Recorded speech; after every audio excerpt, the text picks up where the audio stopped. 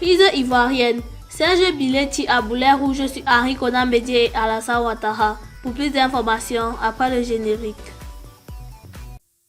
Avant de commencer, n'oubliez pas de vous abonner et d'activer la cloche de notification, car cela va vous permettre de ne plus manquer les prochaines vidéos. C'est parti!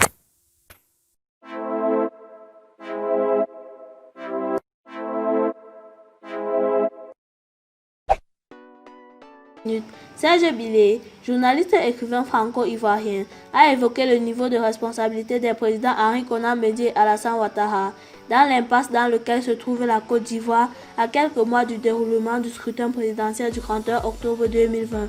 Dans l'analyse ci-dessous de la situation, depuis le décès du Félix Houphouët-Boigny, à ce jour, deux hommes politiques d'être à la base des crises successives qui ont endeuillé et continuent d'endeuiller la Côte d'Ivoire. Serge Billet accuse les d'Ivoire.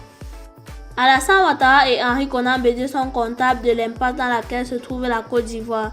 Serge Billet, les partisans se braquent quand on parle de son grand âge, mais à 86 ans, que peut apporter à un pays un homme fatigué à vue d'œil et usé par l'exercice du pouvoir, à tous les niveaux depuis plus d'un demi-siècle, même si, grâce au tripatouillage de son ancien allié, la nouvelle constitution ivoirienne lui permet d'être candidat. Henri Konan Bédié commet une faute morale en se présentant à l'élection présidentielle d'octobre. C'est le même Henri Konan Bédié qui expliquait pourtant, dans une interview jadis, que les politiciens de son âge sont trop vieux pour assumer la lourde charge de chef de l'État. Autant qu'Alassane Ouattara, Henri Konan Bédié est d'ailleurs comptable de l'impasse dans laquelle se trouve ce pays. Certes, Alassane Ouattara a cherché à l'évincer, à la mort de Félix Houphouët-Boigny, pour s'emparer du fauteuil présidentiel, mais la riposte a contribué à déstabiliser une nation plus fragile qu'on ne l'imaginait ethniquement.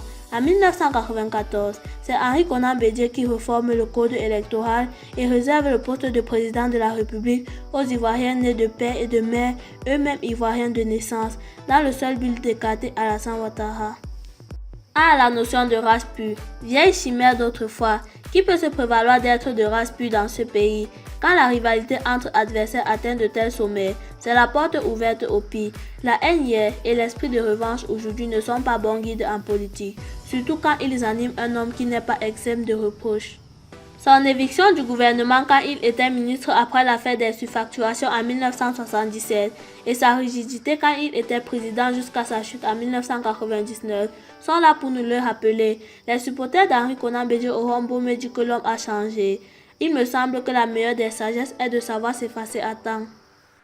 Entre Bilo, Tano ou Kakabe, ce ne sont pourtant pas les jeunes qui manquent dans son parti et qu'auraient pu départager une primaire équitable. Enfin, pour que les choses soient claires, je ne conçois aucune solidarité ethnique avec quelque candidat que ce soit. Et d'ailleurs, chacun est libre de voter pour qui bon lui semble. Je dis juste que je n'entre pas dans ce jeu.